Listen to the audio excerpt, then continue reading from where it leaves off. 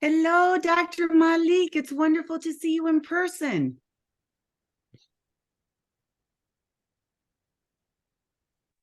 Hello, Dawn. I can see you. Hi, Mom. I'm going to turn off video and audio, but I can hear you. I need to help Dean get on. Great. He's doing Okay. it on the phone from home. Okay, Wonderful. I'm here, Okay. and when he gets on, if we Mom, get him let me on, introduce you to our host, Dr. Fayez Malik, who I see is here too. Dr. Malik, this is my mother, Dr. Joan Wink, and she'll be joining us today. hello, Hi. everyone. Hello, how are you? Wonderful. Thanks for doing all of this. It's fabulous. I've been TESOL for 50 years. Oh, that's great. That's great. So, We would love to know more about you. Exactly. And thank you so okay, much thank for you. being Now, here. Thank you so much now for I'm being going to back out and help my husband, but I can see you. I'm here. I'm not Sure. leaving. Okay. Sure. Perfect. Dr. Malik, thank you ever so much. I cannot tell you what a thrill it is for me to be here. We are glad. We are glad that we were able to contact you, and you were gracious enough to accept our invitation and be with us. So, like as we are waiting for more people to come, so as I was just looking for your work, checking out you on internet, there's been a lot of interesting things, like things. It's live. Your work has been like lively. It's grounded in culture. It's there's diversity in it. So we would love to know more about that. Exactly. Wonderful. Well, that is what I shall be sharing. Oh, there's Ron. He'll be joining us, and Jim. Look at these wonderful, my colleagues. Well, I hope that I will provide, my intention was to really paint a portrait of this transdisciplinary TESOL life that I lead, and that I think many of us lead, and that my hope and my intention is that all here will leave our time together with really some ideas for their own work and their own in whatever spectrum that may be. I know we have teachers of every age. I also know that we have some others joining us from the creative writing world, from the eco-linguistic world, from the linguistic human rights world. And so I'm hoping all will feel nurtured and heard and spoken to, and come away with new ideas, which is why, we all love to gather together. That's great. That's good. And that's what we were waiting for. So yes. All right. Okay. So we still have some time. So Okay. yeah. So like on the screen, you can see some of our events that we did online during past 2 years. So, and you are here with us at right at this moment in this series of online webinars. Yeah. Look at these wonderful. Now, these were in-person conferences? Before 2020, yes, these were. Right. Yes, exactly. Going back to in-person conferences, is taking a little bit of time for us, but we are planning something later in 2023. Wonderful. Yes, this was the first year the first one that I went to again in person was was TESOL actually. And it was in March in Pittsburgh. And it was my first time on a plane since the pandemic, my first time. But then, I feel like the energy is really gathering. Yeah. And I want to welcome Laura. I'm so happy you're here. Thank you so much for coming, for joining us.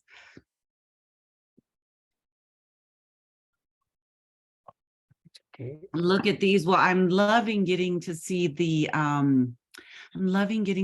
photos of the conferences in person. Look at this. This one, this one was in Jeddah. I wonder if you have been to Middle East. You know, I have not yet. Unfortunately, I would absolutely love to go. It's a part of the world I have not yet. I haven't been to. Right. Okay. Yeah. Look at these. Oh, Fatima. And Fatima, I think, is that you, the same person who is on the current president? Was that you just now? That's me. Hi, Dawn. How are you? I'm lovely, wonderful to connect in person, and what a gorgeous photo it is of you. Thank you. Thank you. That's me before getting my baby, so I'm good. Fatima, we all know that. Believe me, I Man. understand. Oh, lovely to have you with us, Dawn. And yeah, you said that you have not been to this part of the world. We will make sure that when we will have our first in-person conference, that you do come here and witness Well, a whole lot of another world. that would be a dream come true. I would be overwhelmed and overjoyed to accept and experience all. The honor is all ours. We'd be looking forward. Mr. Fayaz, please add Dawn to the list. She will be and must be one of our plenary speakers, inshallah. Sure. Sure. Oh, that would be a dream come true and such an honor. Thank you so much. Thank you. Pleasure. Oh. I think we're good to go, Mr. Fayaz, inshallah. We are live Yes. everywhere online. We are live on my page. We are live on KSAALTTESOL group. So the floor is all yours. Okay, wonderful. Well, then let's see. I guess after Dr. Malik, after you introduce me, then I'll need to share my screen for my presentation. Sure. Sure. Perfect. Hello everyone. We are happy that Dr. Dawn Wink is with us today, and here I would like to say like few lines about her, and that is actually the result of the search that I made about her, and that was actually surprising for me in many ways. So Dr. Dawn Wink is a writer and an educator. Her work explores the beauty and tensions of language, culture, and place. And here, this word tension is quite intriguing for me, especially.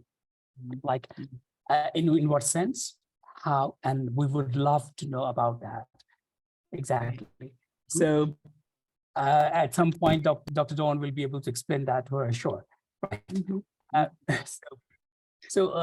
Talking about her, upbringing, she grew up in San Pedro River Valley of southeastern Arizona. She has studied and lived in Mexico, Spain, and Germany, and that explains the cultural diversity and vibrancy that we see on her webpage. Right, and then with degrees in international relations, cross-cultural leadership, and TESOL, she represents an understanding of language that is well-grounded in humanity at a global level. So Dr. Wink is an associate professor in the Department of Teacher Education at Santa Fe Community College and works with teachers in the USA and around the world. Her book, Teaching Passionately, What's Love Got to Do with It?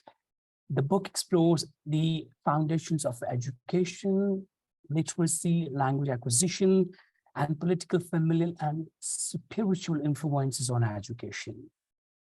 She also is the author of a novel. Her novel, Meadowlark, was inspired by her great-grandmother. So Dr. Wink lives with her family in Santa Fe, New Mexico, USA. And with this introduction, I will not take much of more time. Dr. Wink, the stage is yours. Oh, thank you so very much. Thank you very much for inviting me. I am thrilled. I am delighted. And I shall now share my screen as we, let's see here, as we dive in. There's always a little bit of a overlap here. And now let me get this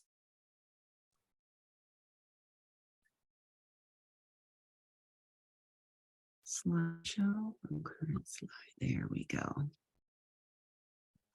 Well, welcome to all. I am, again, I am thrilled. I am overjoyed to be here.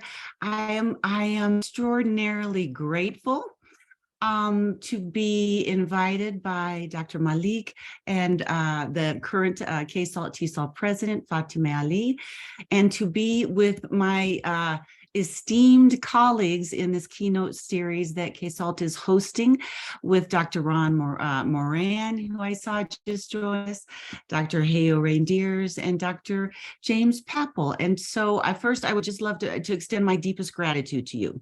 And also to all who are joining us. It's 9 a.m. here in Santa Fe, New Mexico. I know in Europe, I think it's 5 p.m. I believe it's 7 for you.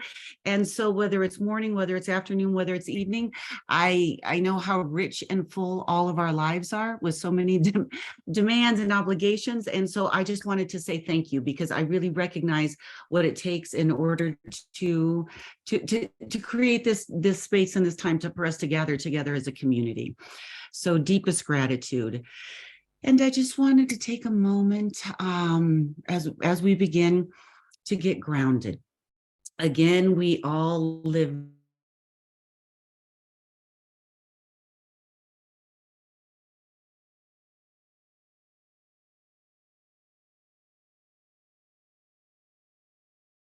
deep breath and kind of lift the rest of all of that for this brief moment in time that we're together, and really focus our energy here together as a community, spanning miles and oceans and time zones, and yet so very connected here.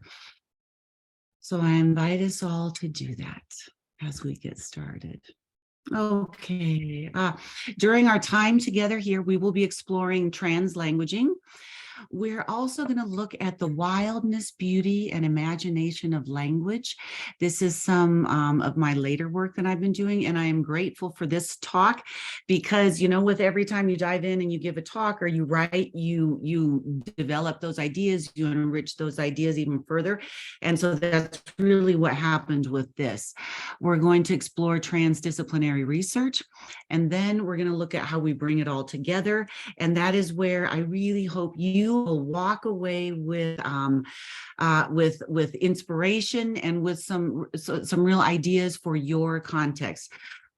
This photo, as mentioned, I live in Santa Fe, New Mexico, and we have incredible sunrises and sunsets. So I am usually running during the sunrises, and during the sunsets, I run to the roof of our home and I take photos. So we will, you'll see a lot of sunrises and sunsets in this, in our time together. First, translanguaging. First of all, I just love that word. The first time I heard that word, I thought, I have no idea what it is, but I love it. And as I found out more and more about it, I felt even deeper in love. So many of you here are familiar with translanguaging. Let's explore some of the origins and what it means for us, for those of us who are language teachers, for those of us who are writers, for those of us who are humans on this planet Earth, where we live we live very lives in which we translanguage. So the word originally comes from a Welsh word in the wealth educational context, and it was the deliberate shifting of one language to another. And Jim Collins, of whose work we're all familiar with, he shares the story of how our understandings of translanguaging and language teaching have really shifted, and what we knew and where we were 20 years ago, there's been a real sea change there. And so I wanted to kind of explore that a little bit, because I know what I learned about language teaching. There's been a lot of movement since then. And then, you know, this is in his 2019 Rethinking Education for Multilingual Learners, a fantastic book. He really looks at exploring, we used to think that, okay, in a language classroom, that the languages should be separate. So if it was a bilingual classroom, at one time of day you speak one language, at another time of day you speak another language, and ne'er shall the twain meet. That was the learning. That was when I was doing my studies, what we learned. And he shares the story of that, and he talks about the two solitudes assumption. And this is just, I'm a very visual learner. I think many of us are. I also really believe in texturizing content and curriculum in multiple ways, as we have learners that learn in multiple ways. And I'm also a big believer in beauty. And so I love the visuals that bring ideas to life. So this two solitudes assumption, it's as if it was two completely separate trees. What we used to think. So we had an English tree in our classroom for half the day, and then the mother tongue or the other language tree was in another forest, and that was not allowed in our classroom. So say in an English language classroom, the focus is to learn English, which of course it is. The idea that, okay, we're only going to speak English here. We're not going to allow any other languages because we're only going to speak English here. And the other languages will stay outside. So that's the two solitudes assumption. Translanguaging brings a whole different lens to this. And this is from the work of Ofelia Garcia. And she talks about translanguaging and languages not as two solitudes or two separate trees, but as all mixed together, these different threads. So for example, and whenever I give myself as an example, I hope that you will, this is just an example, but you think about your context and your languages and your life. So for example, instead of having for me an English tree and a German tree and a Spanish tree, which are the three languages that I speak, my English and German and Spanish, it's all within one linguistic repertoire, one linguistic tree. And these threads run right alongside each other. And for we bi and multilinguals, we know this is how we live our lives. It's not completely separate and distinct. And so I loved this visual by Dr. Garcia. And here she talks about the essence of translanguaging. And I'm going to invite you, and I'm happy to share this with any and all, but I'm going to invite you to maybe close your eyes and listen instead of trying to read at the same time. If that works for you, I know sometimes I get confused if I try to read and listen. The most important lección we have relearned during this time of translanguaging is that of emergence, based on what Chilean biólogo Francisco Varela has called the loopiness of the thing, the connectedness of cells, of human beings, of life. Rather than understand teaching and learning, and especially language learning, simply as boxes of inputs and outputs, we have focused on visualizing an emergent network that has no beginning and no end. Rather than thinking of languages as human language and school language, we have insisted on the loopiness, on the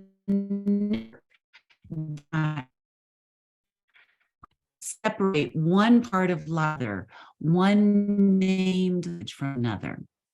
The italices there are mine because that rings so, I just think that is the essence of language and what so many of us fall in love with languaging. There are many definitions of translanguaging.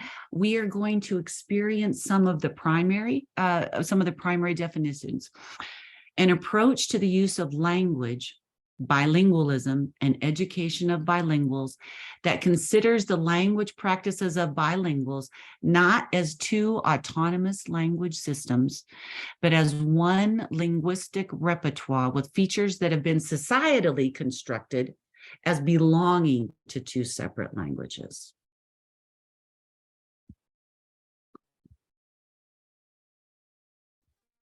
And I have our incredible Dr. Namkangas to thank for her referring me to this article, Debating Translanguaging, a contribution from the perspective of minority language speakers by Juan Eduardo Bonin and Virginia Unamuno. And this really provides such a vital lens for we language teachers, and again, we humans on planet Earth, when we talk about language. And within this article, Unamuno presents some other definitions of translanguaging.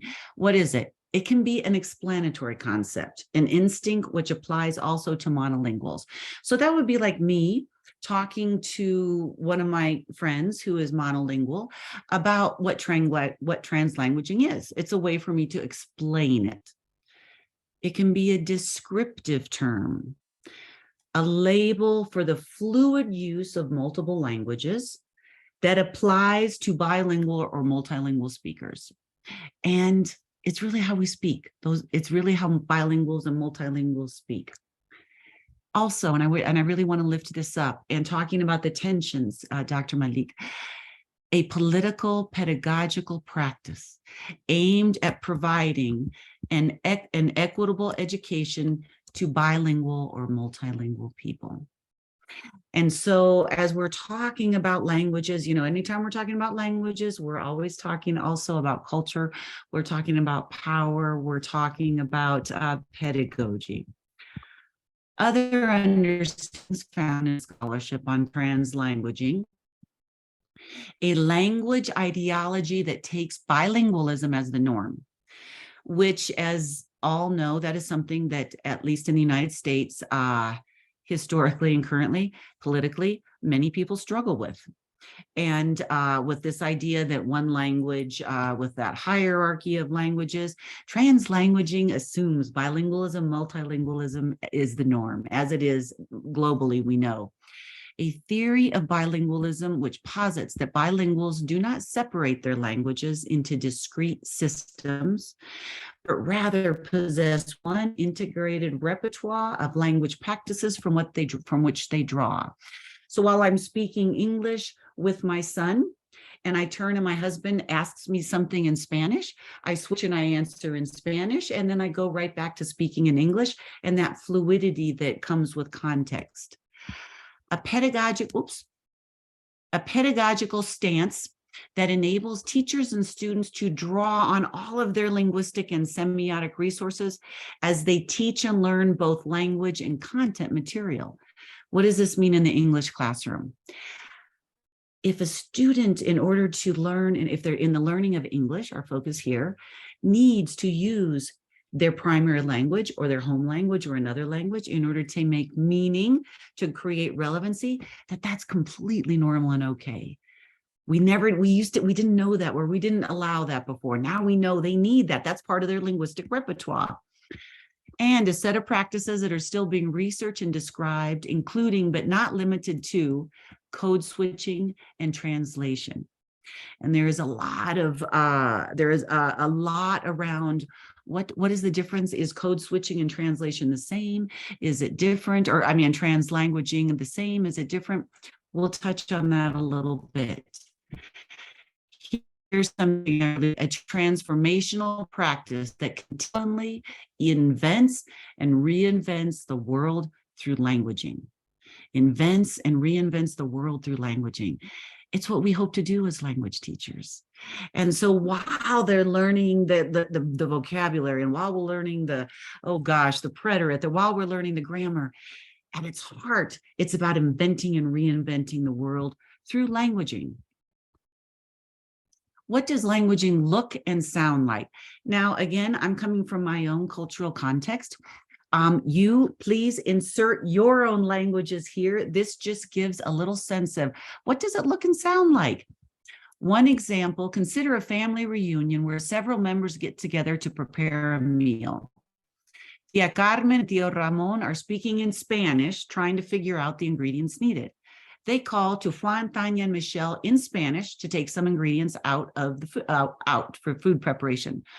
Juan asked Tia Carmen in Spanish what she needs from the refrigerator. Michelle called out in English that she has found the beans, but asks which variety. Tio Ramon calls out in Spanish that he wants the red beans.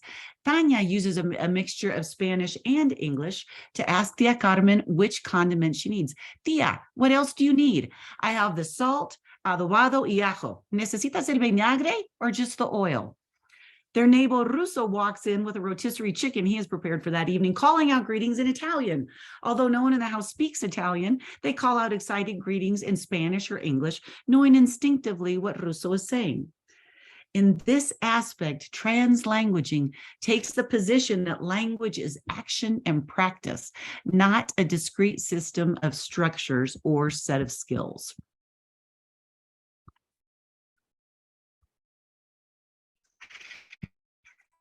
And I'll extend a gratitude to Dr. Ron Moraine, who is here with us, another one of your keynote speakers. He shared this link that he uses when with his students and with others on translanguaging, and it is just fabulous. And so I hope, first of all, thank you ever so much, Dr. Ron Moraine, and I invite you to take a screenshot and grab this link and look it up later because it is fantastic. And I grabbed a couple of things from it that I thought, oh, I really want to share this. This is wonderful. And this comes from the Languages Professional Learning Program. And it was the State Department of Education of South Australia.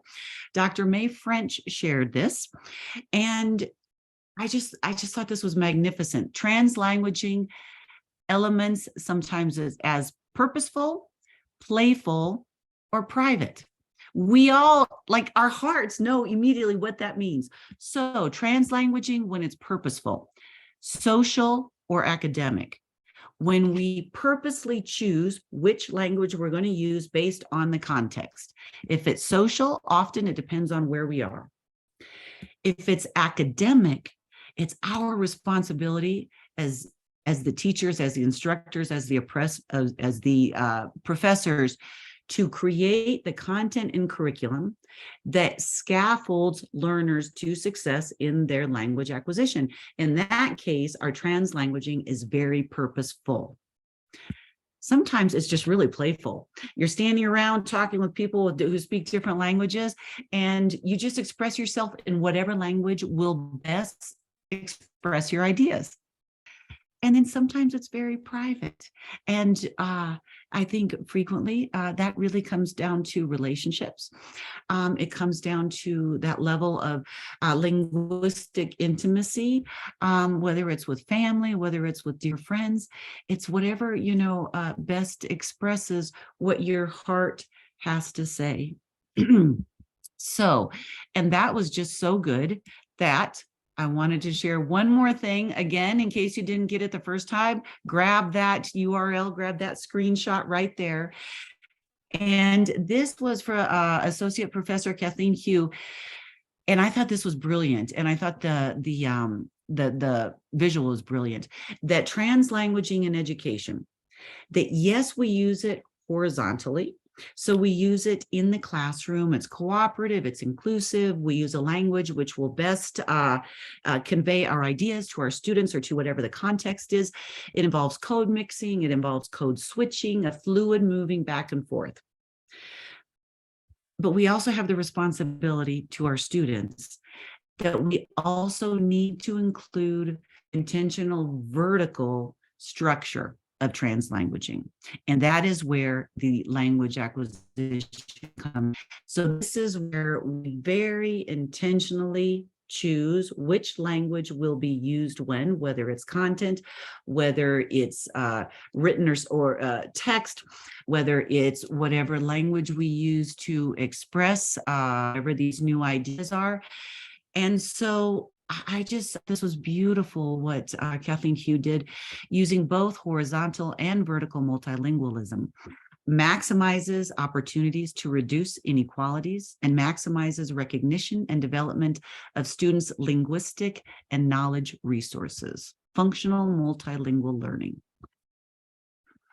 And if you didn't grab a screenshot, it's okay. All you have to do is pop me an email and I'll send it to you.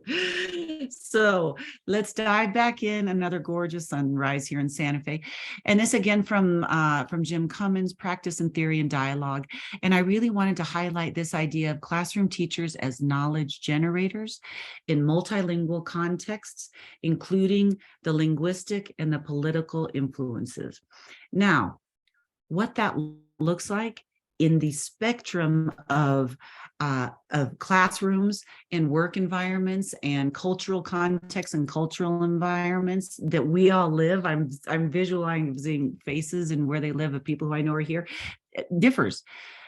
What doesn't is that our responsibility as teachers to recognize and hold that language is not taught apart. All language is embedded within all of these contexts, these very real life contexts. This another from the wonderful Dr. Tatiana Klein. I love her definition of translanguaging is the use of language as a dynamic repertoire and not as a system with socially and politically defined boundaries that centers on unbounded languages, practices of multilingual. Unbounded language practices. That's what I would wish for our students. That's what I would wish for anybody trying to learn a language or in the midst of learning language. That sense of unbounded. I think so often we feel, oh, what's the present tense? What's that grammar? That sense of unbounded exploration and learning. So I'd like just take a moment and maybe scribble it down. What implications might this have for you and for your students in your particular context? And if you're not a teacher, what implications might this have for you and your world in these ideas about translanguaging? And I absolutely will open this up at the end for time for conversations and questions. Just take a moment to just jot down your initial thoughts.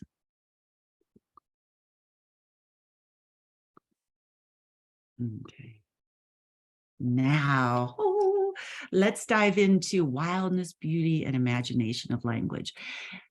I am wildly, beautifully, imaginatively passionate about this and thrilled to share these. This is really some of my latest work. And whenever I talk about this, people look at me and they're like, Dawn, what do you mean? What does that mean? Wildness, beauty, and imagination. What does it mean for language and for language teachers? Well, let's dive in. These are just some common, so when we're talking about wildness, beauty, and imagination, we have some common ground to come from. Wildness connotes deep connection and freedom. Terry Tempest Williams expresses wildness when fear is replaced by awe. We recognize wildness as creativity in the extreme. So when we think about this in the language classroom, creativity in the extreme and freedom. Wildness, and this is me, wildness as extreme creativity invites engaged awareness and active participation. The sense of losing oneself in the moment exemplifies wildness. Languages reflect extreme creativity and timelessness. Language learning occurs effectively within a sense of engagement, lack of awareness, and flow. So when I'm talking about the wildness of language, my hope and my dream would be that this wildness is not only allowed, but is encouraged and created and fostered within a language learning classroom. In whatever way you know your students best or your context best, in whatever way is most meaningful and relevant. Okay. The beauty of language. And here, and I'm really think of an Indigenous perspective. a deep and holistic philosophical framework as understood through an indigenous worldview and expressed in Dene, which is Navajo, Dene, as Hosho, meaning to live in peace, balance, beauty, and harmony. Beauty of language expands exponentially. The beauty of the language itself, the beauty of worlds opened through language, through acquisition of new languages, the beauty of connection and relationship of and through language, the beauty of culture, history, family. I mean, we could go on and on and on. And I'm thinking it's just so, with the acquisition of another language, as we all know, it's the people. If I didn't speak other languages, I'm just thinking of so many of my very dearest friends in the world who I wouldn't know, who I wouldn't think you. And I'm just now reading in the Middle East. Sometimes we have to incorporate the L1 to mediate the meaning and the local cultural understanding, to let students express themselves with more clarity. Bravo, bravo, beautiful, thank you. So the beauty of all, and how that expands exponentially. And when we are teaching language, that we really convey this to our students or to whoever is learning. The language is the medium.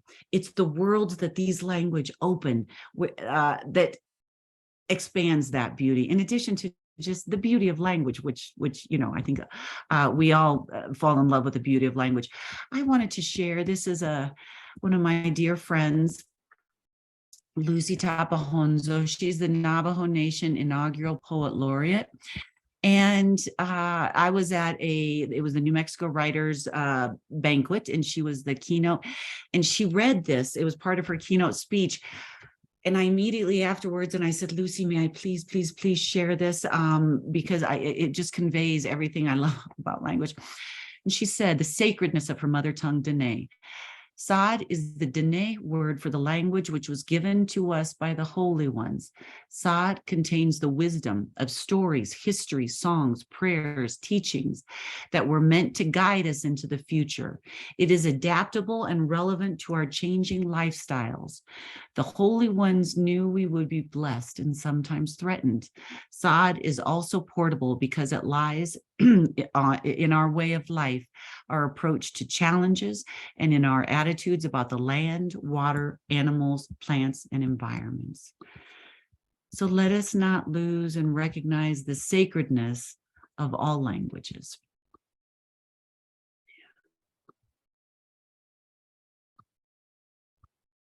The imagination of language. Imagination presents us with possible potential realities that it is our job to actualize. It also presents us with a world that would not be complete without our help. This is what I loved about this particular definition of language, is it's mutual, a world that would not exist without our help. We create this new reality. Imagination creates potential. Imagination encourages action and energy. Imagination creates new realities.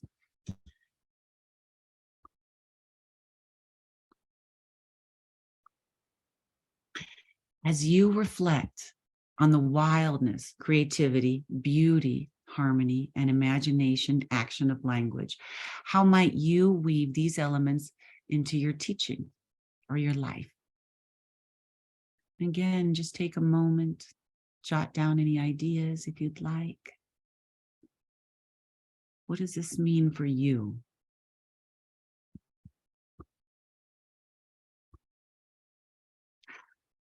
Transdisciplinary research. Here we go.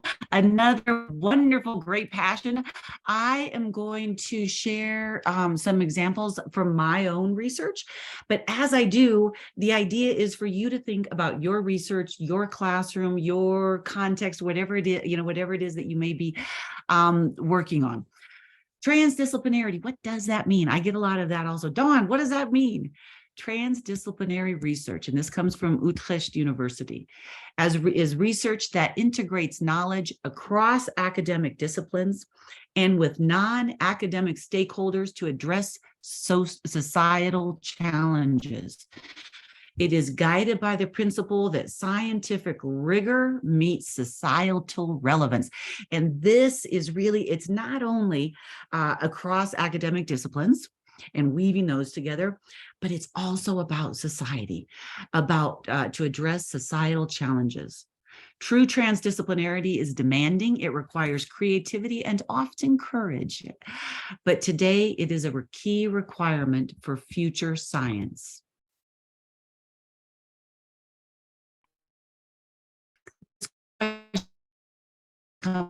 Okay, but what's the difference interdisciplinary and transdisciplinary research? Okay, here we go. Interdisciplinarity analyzes, synthesizes, and harmonizes links between disciplines into a coordinated and coherent whole. We have a visual we're going to look at here in a second. Transdisciplinarity integrates the natural, social, and health sciences in a humanities context and transcends traditional boundaries. So again, transcends those boundaries. Here we go. Let's see what this looks like. And this is my visual. This is, as I was thinking, yeah, but what does that mean? How can I visualize that? This is how I visualize it. Interdisciplinary braids distinct disciplines into a whole, but each of the disciplines remains distinct within the whole. Transdisciplinary research, and this is, these are braided saris. These are braided rags that have come from saris. And transdisciplinary research, look at that. It's all integrated. It all comes together. They do not remain distinct. They fuse and mingle and become one. Another element that I loved about this to convey the transdisciplinarity and that societal element is that these this yarn and these braids is actually a form, women in India. This is a way that they are able to create an economic life for themselves and their family by doing this. And so women who otherwise might not have a way to create that those economic possibilities do so with this, with the saris and with their yarn and weavings made from saris. So this, I hope it helps. These are ideas that really helped me as I was trying to think about them. Here we dive again. We all live transdisciplinary life. I'm sharing a bit of mine. As I share a little bit of mine, I hope you will be thinking about yours. These are just examples to get you thinking about your own transdisciplinary life. And the stories I live by our dear Aaron Stibbe, if he is here with us. So some of my transdisciplinary life. As Dr. Malik said, I grew up on a ranch. I was a ranch kid. I grew up on a ranch in the middle of nowhere. We didn't have a telephone. It's all about books and braids and horses. And that is very much a part of who I am still. Underneath this is a ranch kid.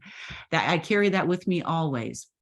I also have been so blessed and fortunate in my teaching life in multilingual education to work with teachers around the world, within the United States, and really around the world. Here, we were working with 75 teachers from all over Mexico. And the first 6 months of the course, all pedagogy, had been online. And then we gathered in Puebla, Mexico for a 3-day intensive. And whether it was Mexico or the Dominican Republic or Guatemala or wherever it may be, I've been very blessed. And that is part of me as much as that ranch kid. I'm also very much a mom. And here's the day we brought my youngest home from the hospital. They're all these now. I should have ignored them as adults. But these pictures of I'm very much a mom, no matter what I'm doing. I am always a mom. I never stop doing that, becoming that, being that. And I'm also a creative writer. And while I write within education academics within this world, I write creatively within the creative landscape. So take a moment and think about your transdisciplinary life and everything you bring. we have this idea we're supposed to leave that out of the classroom often. No, and then our students are no. It's all that much more for our linguistic repertoire. So here's a little bit about my own transdisciplinarity. I live in an academic world of multilingual education, second language acquisition, linguistic human rights, ecolinguistics, TESOL, academic voice. I'm also a creative writer, where I write about connection with place, beauty in the land, personal relationship with the land, ecological loss, and it has a creative narrative voice. And I also, based on my ranching background, I have a founding in holistic resource management, which is basically an honoring of the natural patterns of the land, of the way, so for example, way herds move across the prairie, or the way herds move across the land, the hooves that break up the soil allow the rain to penetrate and allow diversity to grow. It's an extraordinarily oversimplified idea of it. But so what I looked at was, how can we integrate language as an intrinsic element of landscape through wildness, beauty, and imagination? Now, be thinking about your students and your context. What transdisciplinarity is there? And so I looked at, this was another picture I took on a run, how through wildness, beauty, and imagination can we contribute to a global movement toward ecolinguistic justice? And this really is applicable for all, for any and all ages. I discovered scholarly personal narrative, and it falls under the overarching umbrella of narrative inquiry and begins with experiences as expressed in lived and told stories by individuals. So think your students. The epistemology of scholarly personal narrative, when done well, combines scholarship, personal stories, and universalizable themes in a seamless manner. What I loved about scholarly personal narrative is it's both the academic and the creative, which up until I discovered this, I didn't realize we were allowed to do. So, and again, there are 4 steps, which anybody who would like to talk more with me about this, I welcome it. But it starts pre-search, me-search, take screenshots, research, and we search. So all of these processes begin with these 4 steps. These steps are applicable to ages 5 through 95. Depending on the context and how you want to use it. This is what I did with it. The pre-search, how did I get started? Is there some pivotal belief or ideal or conviction I hold with such energy and passion that I'm willing to write, to take time and make an effort, research, and write about it in a sustained way? So these are my journals. These are just a few of my journals. What did I do? I dove into 25 years of journal writing, and I looked for themes. But what might your students do, or what might you do? What is your pre-search? Me search. What is my personal narrative? What is the me of why I'm doing this? I hope to bridge academic writing and creative prose and bring what we know within our linguistic world also into other worlds that aren't as familiar through wildness, beauty, and imagination. And I hope to bring intentional wildness, beauty, and imagination of language into language learning and language teaching. I hope students experience in their language classrooms the wildness, beauty, and imagination of language. So then I looked and I found these themes, which became language, pedagogy, landscape, wildness, beauty, and imagination in my journals. And I color-coded them with sticks and colored pens, which I adore. Research. This is what we think of as our lit review, or it's your classroom library, or it's whatever you're happen to be working on at the moment. This was me. And my bookshelves, as so many of it, we bibliophiles, were completely out of control. They were just completely out of control. So my son Luke, who is here with us on this call today, he helped me. We took everything down off the shelves and we organized it by it was, you can see, well, see language. Most of them say language. There's a beauty, there's a wildness, there's a pedagogy, there's a methods, and we organized it all. So then this is where you draw in the other resources. So now I know what I bring. Okay, what is the scholarship around this? And this is where you bring this in. And you can organize your bookshelves too. And the key themes that emerged: language, TESOL, ecolinguistics, linguistic human rights, pedagogy, landscape literature, wildness, beauty, and imagination. Okay, now we need to take it into the world. So now we've done that. What are the implications for my profession or field of study that can be generalized? How can I identify and convey my readers the implications for their own fields? Because it's not just about us. What does this mean? What I did, I thought there was what I did. We will run on to the slide of what I did somewhere else. I thought it was next.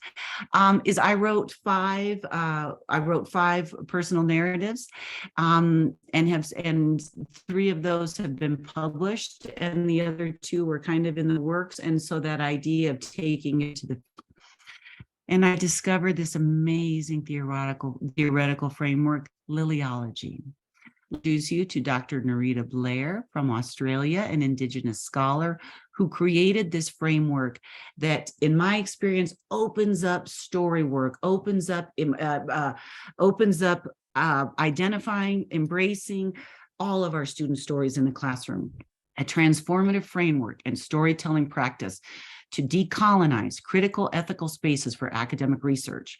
Liliology embodies relatedness, connectedness, and a sense of belonging that embraces co-becoming with country. What does that mean? It means our students, every single student in our classroom, we embrace their whole human being. Liliology is grounded in story. It is iterative rather than linear. The stories told in a circular or theme, with each thematic repetition or spiral adding a little. So many of our students come to us and their language is circular. Their ways of experiencing the world are circular, yet often language teaching happens in a linear format. So how can we bring this circularity into our language? Liliology provides a structure to integrate academic research and life stories to express voices often silenced within academic writing, an expression of how justice may rule on the side of deep time and a storied landscape that has been held in place by the roots of Indigenous wisdom. And many of you will know this and her. Liliology, I had never heard of it, but when I heard about it, I thought, again, I have no idea what it is, but I love it. And because 30 years ago, I discovered the work of Dr. Toby Scoot-Dimkongas and her work where she, with the water lily, and how language acquisition, much like the water lily, is dependent on that solid root. Here's the beautiful flower on top. There's one root and there's the roots. There's one stem, right? And there's the roots that nourish it down below. All other languages come from this root. Now, say this root, so say this is my root and I speak Spanish, but I go to school and they don't let me speak Spanish and they make me speak English. Well, when we cut off whatever the root is of the mother tongue, whatever the mother tongues are in your language context, those students are going to learn English much more efficiently with a strong mother tongue and with high levels of literacy and not always literacy and linguistic fluidity in the mother tongue. All the other languages depend on that. So well-developed bilingualism means we have a strong mother tongue, and then we add other languages. So for example, English. So, and this, I've loved this concept for 30 years. It's a part of me. There's Dear Tove. This was at a TESOL, and I can't remember if it was in New York or if it was in Seattle. I don't remember which one, but in here she knitted with each of my kids when they were born. She knitted a pair of socks for my kids, and they did wear them, but then I had to keep them. And when Mom and I, Dr. Joan Wink, who is here with us, when we published Teaching Passionately, Tove knitted me some author socks, which I should have on my feet today, but anyways, I just had to share that. So when I heard about Liliology, I had to visualize it. And when we talk about transdisciplinarity, what I needed to do, I just grabbed my paints, which are right here, and I just started painting because I needed to understand these ideas in the text. So Liliology. Flowers represent multiple stories.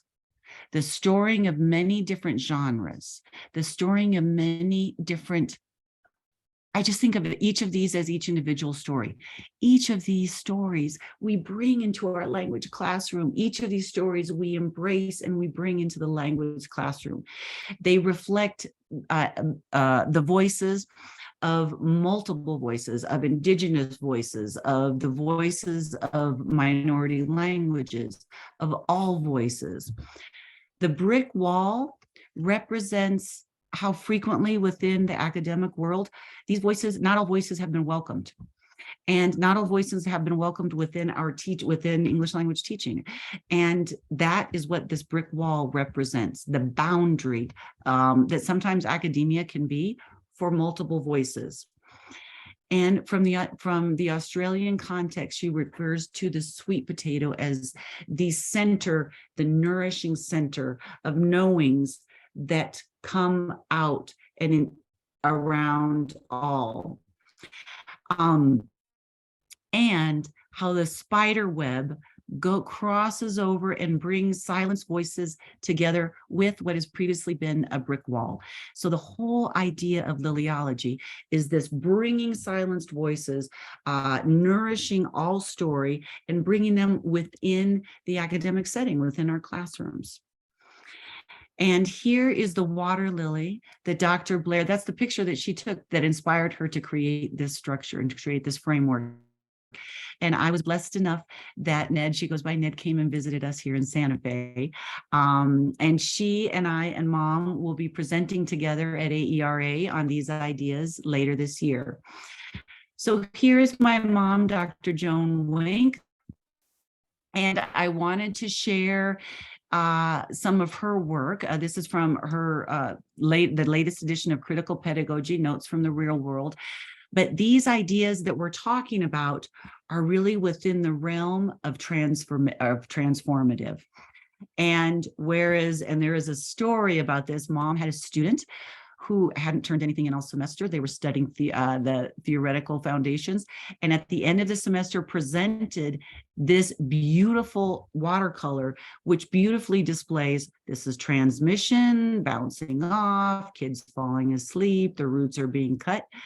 Generative, they're talking, they're creating meaning, but it's staying in the classroom, as opposed to transformative, where it goes out into the world and where the butterfly comes and it is getting pollen from the flower. And what is really funny is when I have taught for years a theoretical foundations class, my students would turn this into me as if they had done it. And they wouldn't cite it appropriately. And I can't even tell you the number of times I said, you realize that's hanging in my parents' bedroom right now. You need to cite it if you're going to use it. Here it is. So this idea of transformative. So I wrote some personal narratives, submitted them for publication. As I mentioned, 3 are already out, to get these ideas out into the world.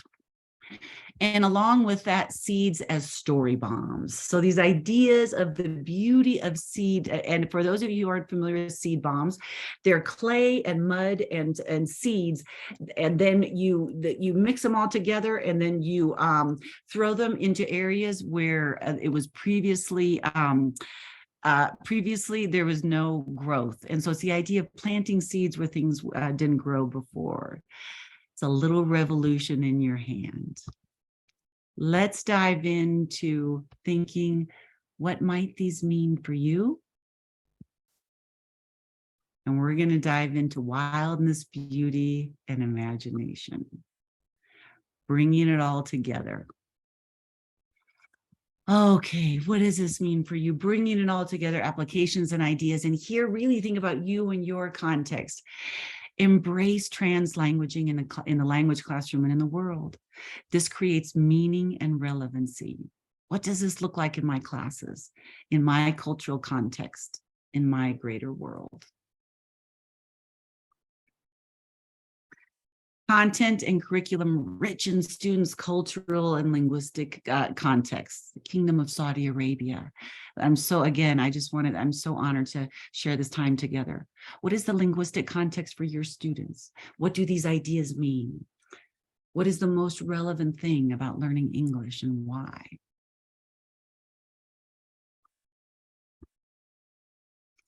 Be intentional to highlight wildness, beauty, and imagination of language. Wildness, creativity, engagement, timelessness, flow.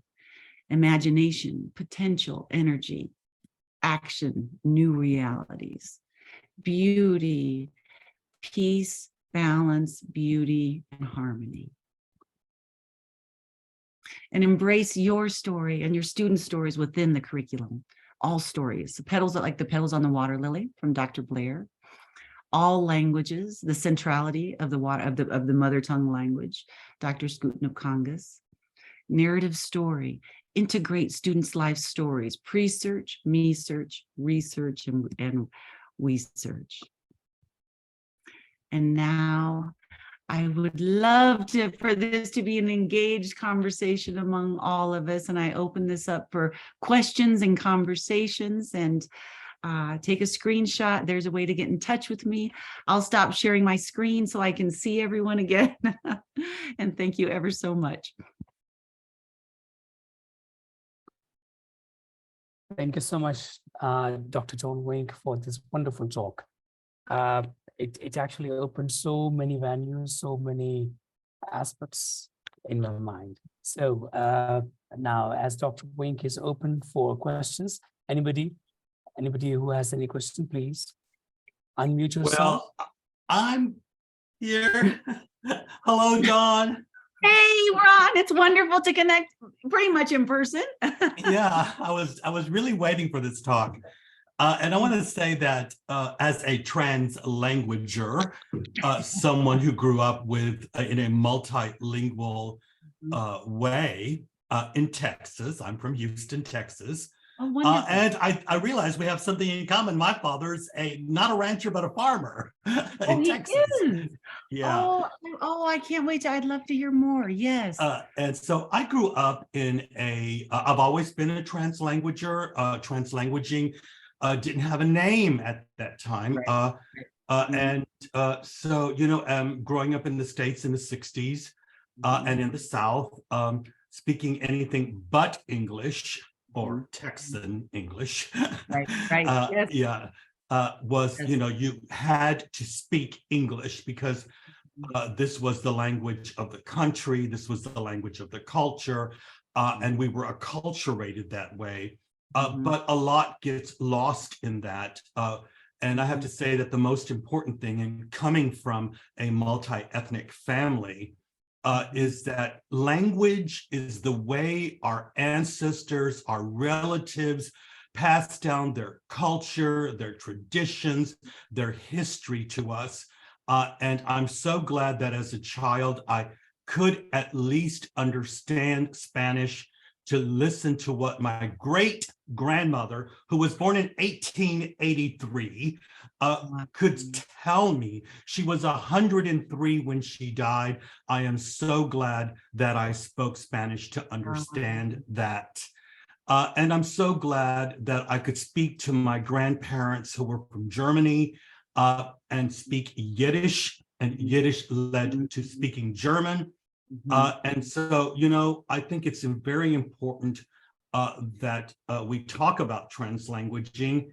And I just want to make a comment here, and that is that all of these, the power of the English language and the history of how, went abroad and international, whatever. I actually heard a talk many years ago in England at a IATEFL conference from someone from the British Council about the history of the English language and the colonialism that comes with that. And so many people, teachers are the ones who spread that, actually, because they believe that. They are the actual pushers and promoters of colonialism, because, you know, when I look at textbooks and I see Pakistanis, Indians, people in South Africa, I've traveled the world. I've been to 42 different countries and given talks all over the world. And I look at textbooks and I often wonder and ask teachers, why are you getting those students to talk about the Queen of England? They're never going to go there, probably. And what importance will that play in their life? Can I talk to the students? And when I talk to the students, they couldn't even tell me about their local culture or anything in English, because they were not taught that. Colonialism was integrated into the way they were taught, and the teachers were the promoters of that. And I have to add, it wasn't any different growing up in the 60s in the South. It was also that way. You know, when we look at the course books in the 60s, 70s, and even to this day, still that way. We know what's going on in the United States with politics. So, you know, that's a very serious problem that every country has to deal with. But I think I want to just say thank you for giving this wonderful talk, making people aware how important that is for people to deal with translanguaging, and for us to respect the traditions and culture of our learners. This is extremely important because, you know, their mother language, you know, I guess I'm going to say it. We get teachers who say they're teaching English as a second language, or get teachers who are saying that we're teaching English as a foreign language, but they themselves do not speak a foreign language. And yet, when you really talk to them, what they're really teaching is English as the only language. And when you look deeper into what do they know about their culture, their traditions, their history, they don't. But yet they want us to believe some fallacy of what British English is or should be. And when you get your students who go to London after they've been with your class for 3 years, find out they don't understand anything, and it's not what the course book said or the teacher said. So I'm been very Thanks, lucky. Ron. Thank you so Very much. lucky in my life to have traveled the world, seen different perspectives, and that all starts with being a translanguager. Thank you, Dawn. Thanks so much. Oh, thank you for letting me go off on this rant and being on my soapbox. I'm right there with you on that soapbox. Yeah. Fatma. Hello, Dawn. I mean, what a fantastic talk. I mean, it was an eye-opener, This aspect is being ignored, or maybe you just don't place so much of emphasis on translanguaging for someone who comes from a mixed background. Like my mom, she's an Indian. My father, you know, we had a pretty much of an intercultural environment where we gave importance to our mother tongue. I got married into a Saudi family, and then my children, when they made the transition, it was very confusing whether they should be learning Arabic or whether they should be going for English, for instance, because that was the you know, the chain that connected me and my husband. That's how we started communicating. And then it was Urdu. So the fact, I believe as parents, we are responsible to expose our children, even to our students. We are responsible as teachers. We are responsible to actually let them explore, you know, all around them when it comes to translanguaging. We should be promoting that. So thank you so much, Dawn, for bringing this over. It just opened up so many different avenues for us as, language teachers also to explore. Thank you so much.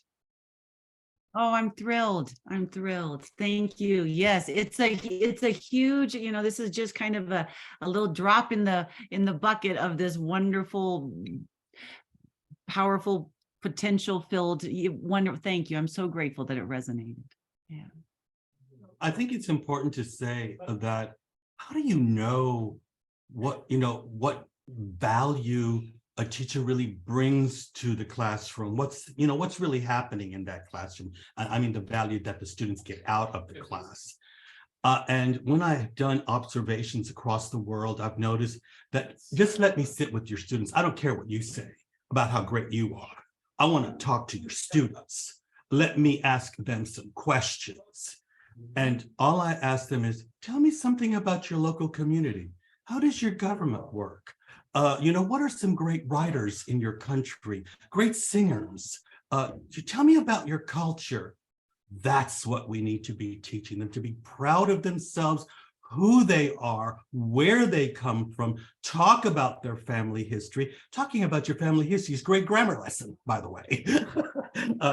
So we can integrate grammar into that. We can do all kinds of wonderful things by respecting our students, who they are, where they come from, and the different languages that they bring to the classroom. That's also important. Dr. Ron, recently you shared something about spices, a lesson plan, a kind of activity based on spices. Would you explain something about that? I think it's grounded in. It's actually grounded on what exactly. I did that on purpose. I did that on purpose because I was hoping somebody would ask me that. But as American, I'm an American, and I'm never going to give up my American passport, despite all the internal politics of the country. I love the way I grew up, and Americans, we are very different in many different ways. But I can tell you everything about a person and their background when they start to tell me what they put on the Thanksgiving table.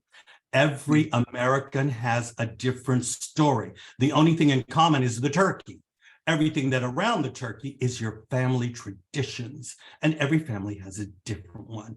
And what goes on in the kitchen, what we inherit from our family, our culture, our spices, and how we cook and how we use them. And this is important to talk about it. Food is a wonderful way to bring into the classroom translanguaging, because there's things that if you speak Spanish, adobe, what you said, adobo, and that word, and mole, and all of those things. By the way, I lived in Mexico, so I went to the American school there, so that's how I learned Spanish. But I have to say that just is a great way of doing it. Talking about getting everybody to learn the vocabulary, the grammar, but their culture, and getting them to interview their grandmother and talking about a recipe and how they use that, and videotaping that, integrating technology into the class, and just doing all kinds of wonderful things with spices. That's why I say spice up your lessons with the theme of spices and herbs, because all of us have stories of that. It's not just salt and pepper. There's a lot more to what's going on in the kitchen. Let the students bring that to the classroom. Of course, as I said in my Facebook microblog, that lesson is really about, planning and teaching students how to learn. And we just use the prompt of spices, but it's actually about teaching students how to learn. So thank you for mentioning that. I love that. I love that. I have all these different visuals in my head right now. And Don, you come from the Midwest, and as I've traveled the United States, and I've been to every single state in the United States except Michigan. Okay, I don't know why. I've never been to Michigan, and I have to say that as I traveled and went to South Dakota, North Dakota, Minnesota, and got to see the historical background of the people who lived there and settled there, they're translanguagers too, because, you know, in the United States, when everybody hears bilingualism, they think Spanish, Mexicans, Latinos. It isn't. There's Germans who still speak German. There's people from Sweden, Norway, who, and you'll sort of catch that in the Dakotas there and Minnesota. It's a different little dialect there, but, that's influenced from the, Swedish Scandinavian. So America has a lot of translanguagers, not just Spanish speakers. Absolutely. And Olga, yes, did you have something? Thank you so much for coming. Good morning. Thank you, Dawn. How beautiful presentation you did about the translanguaging. And I agree. I am an educator here in Santa Fe. Actually, I started in Arizona. I became a bilingual teacher because I saw a teacher in the middle school that says, help that group of students. They just arrived from Mexico 3 months ago, but they are way behind. I don't think so they understand anything we are doing. And I approached that group of students, and it was a math lesson in middle school. I translate everything, and they got in few seconds. It's incredible. And that's been, I noticed since then, wow, it's a language barrier here. They are not behind. It's just they needed more help, more strategies to understand. And Dr. Ron, I'm so agree with you when you say that, ask the students. When we ask the students, when students bring their culture, it's more meaningful. They learn better. They learn the ABC. The last year I worked with little ones, the ABC sounds in 2 weeks, because we were using the sounds of their friends, like for Adrian, they know since the beginning of the year. If we needed one more sound for R, we included a parent. We included their culture. Instead learning as an apple or as an alligator, which we don't have in Santa Fe. That means it's more meaningful when we get their cultural background into the classroom. Invite those grandparents. I remember we invite Navajo grandparent one time, and we say how they are going to react to the students. They were all in the circle, and the grandparent brought all the little costume for their grandchild. And I remember he started playing the drum. Automatically, everybody raised and start dancing at the same rhythm like the grandparent and the child was doing. It was incredible, amazing. Thank you for sharing all this information, because I completely agree what translanguaging means in the classroom. Thank you. Thank you, Olga. I'm so happy you're here. Dr. Wink, I was just thinking about one more aspect of translanguaging here. It might not be very much, connected with the teaching and learning, but yeah, in the like right now, in the current moment, most of our students are like hooked to their mobile phones, right? Connected with the internet, absorbing, receiving things from like all directions, in terms of videos and images and other things. Do you think it is an impediment, a kind of blockade in kind of thing, or do you take it as a facilitating aspect in terms of wide cultural understanding? This is completely my first thought. I mean, to that.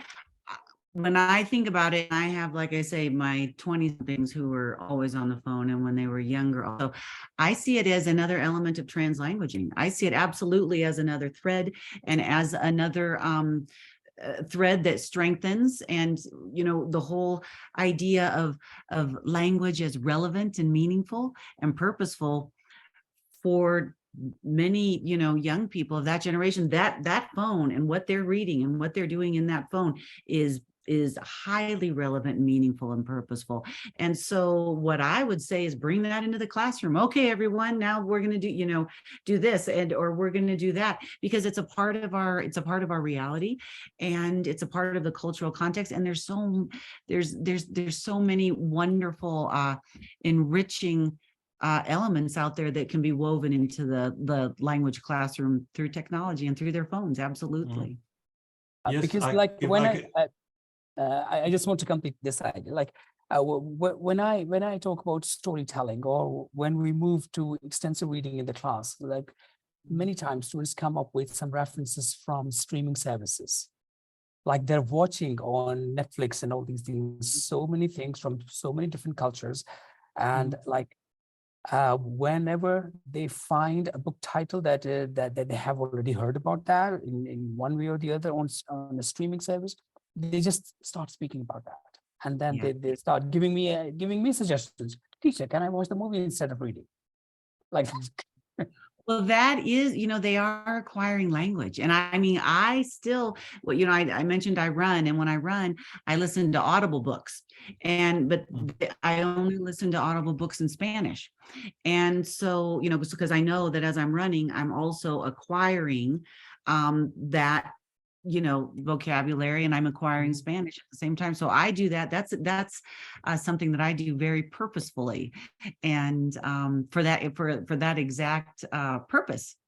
Yeah, so that's my sense. You know that I think any teacher who says that a student should not use the telephone or smartphone in the classroom, I own 5 schools, and I will tell you that if any teachers told me that, I would fire them, because I insist that my teachers have a literacy that they bring to the table of technology, because this is how our young students learn. This is what is in their hand. I try to create a paperless class by making sure that the students get all the work via the smartphone, because they're not going to lose their smartphone, but they'll tell me they forgot their work at home. Well, that's not going to happen at my school, because they always have the phone. I always ask them, take out your phone, put it on the desk, because I know their work is in there. Okay. And you have to learn how to integrate that phone. But back to what Don said, translanguaging, even monolingual people who just speak one language, are translanguaging every day. With technology, we change from one language to another because of the vocabulary. That's translanguaging as well. And we as monolinguals also translanguage because of all the roles we play in our life. How I speak to my workers, how do I speak to parents? How do I speak to somebody, because in German, it's a very different language. I have to change the register. I just can't speak to somebody with you. You have to know that. And that changes the way you speak to people, even within a language. So, Don, I don't know if you agree with me on that, but even monolingual people do translanguaging. It's not just changing from one language like Spanish to English, but also within the language as well. We do it all the time. that's very much right. So it's 8:17 now. I'm not sure Dr. Donchmak has much time on her disposal. If there's I am more here for questions. any questions or conversation that anybody has. Absolutely. Right. It's been a wonderful time. It's been a wonderful 1 hour and like 18 minutes of like a kind of a great dip into cultural integration of language, power, beauty, and tension. Exactly. Right, okay. So I have shared one link to the Google form. So anybody who would like to have this the certificate of attendance, please fill it up and we'll reach out to you. So thank you with that. If we don't have any more questions, thank you so much. And as Ms. Fatma said, that we are sure to have you in one of our in-person sessions, and we will love to welcome you here in Riyadh, in Saudi Arabia. I would Don, absolutely. I never print out a certificate from all of these webinars that I go to, but this one I'm going to print out. I'm going to say that right now. You need that. When I saw that you were going to be doing that, I was like, this is going to be something I'm going to follow. It's something that's a part of me. And I was like, I want to meet her. I want to see what she's going to say. I want to thank you so much for being Thank part of you the so series. much. Thank you, thank you. So I'm going to That share really it one means more a lot. time here. Okay. Okay. Thank you All so right. much, Dawn, for this. I mean, much needed. God bless you, and see you very soon in Saudi. Okay, I love it. Okay, I love it. Thank you, Hi, thank you everyone. ever so much. Good job, Donnie. It, yeah, Thank you, it- Mom. Talk to you soon. and I would like to say Thank- that this is one of those rare sessions where a mother of the Yes. presenter is there, and like I don't know, like they're from the same field. They have done the same kind of They are. work. So Yes, excellent. So Goals, really. why not? How I about? am Don, overjoyed.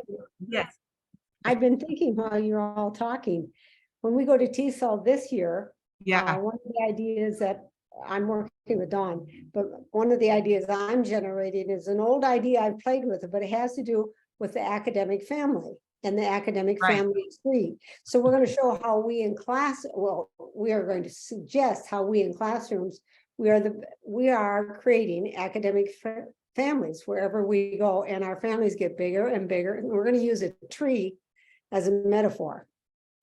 Dawn's a really- Excellent. this will need to be, I think this will be represented on that tree when we talk about that, Mom. I think our tree just got a whole new branch. Oh, yeah, Saudi Arabia took off.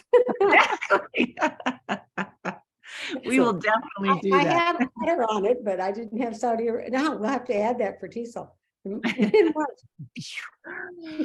Mom, So I'm this- gonna put your website in here for everyone, for anybody who would like to check out your work. Yes, Thank you. Thank you so much. absolutely, please. Yes, Two absolutely. legends in our session today, definitely. Thank Oh, you. Your including me is thank wonderful. I see your poppy didn't make it. I don't know oh, well, he's somewhere, who knows, something going on the where range. the wrong button. Yeah, Luke, will you turn on your camera, honey, if you're right there, so that I can introduce my son? Lukey. You may be away. Okay. There you are. Hey, honey, this is my son, Luke, who is here. I'm so happy you're here, honey. Goals, really goals. Yeah. Hi, Luke. Would you like to add something? Would you like to say something? Few words. Luke, you want to say something? Oh, he's going to go in with Mom. They're in the same house right now. So, Oh, there. all right. Do you want to say Okay. something? Sorry, no, I had an air filter on. Hi, everybody. Yeah, no, it's great to meet all of you. Great presentation, Mom. That's all I got to say. Yeah. Thank And you. here the family tree comes to life. Yeah, it does. It really does. Luke, tell them what you're studying at the university. I'm studying journalism. I'm in the master's program at the University of Whoa. Arizona. Whoa. What are you majoring in journalism? What is your major there? Digital focus. Wow. Yeah. All the very He best. he knows how to do all these amazing things with text and language on the web, and just He's beautiful. translanguaging all the time. He's translanguaging all the time. He is, yeah. Awesome. Awesome. Awesome. All the best, Luke. All the best. Well, I am, again, I cannot thank you enough. I am so deeply honored and grateful and delighted. And yes, and this, you believe me, this branch will be represented on our tree. When we talk about this, we'll be in Chicago this year. We're presenting together in Chicago, and we're also presenting together at TESOL at TESOL in Portland. And then Chicago AERA we're presenting. So yeah. That's great. That's great. And with this wonderful internet that brings all of us together here on this space. Isn't that something? Yeah, and we would like to finish this meeting, but before that, we are sharing this session live on Facebook. So like it will be there for anyone to join and share an experience anytime you like. We will be announcing very soon our in-person conference somewhere in October 2023. And with this, we complete our second episode of our keynote speaker series. And after that, we have 2 more sessions, and then there will be another batch. There will be another batch. So we are also going to start we are going to also going to like refresh our membership movement. So it will like, welcome all the people in person, online, and we would love to have more and more people into the fold of KSAALTTESOL. Thank you so much, everyone. And with that, we will say goodbye to all of you. Good night, good evening, good Good morning. night, good evening. Have a Yeah. wonderful weekend, Good everybody. afternoon. Bye. Thank you. Have a Good great night, day. good evening. Bye-bye. Thank you so much. Great. Bye-bye.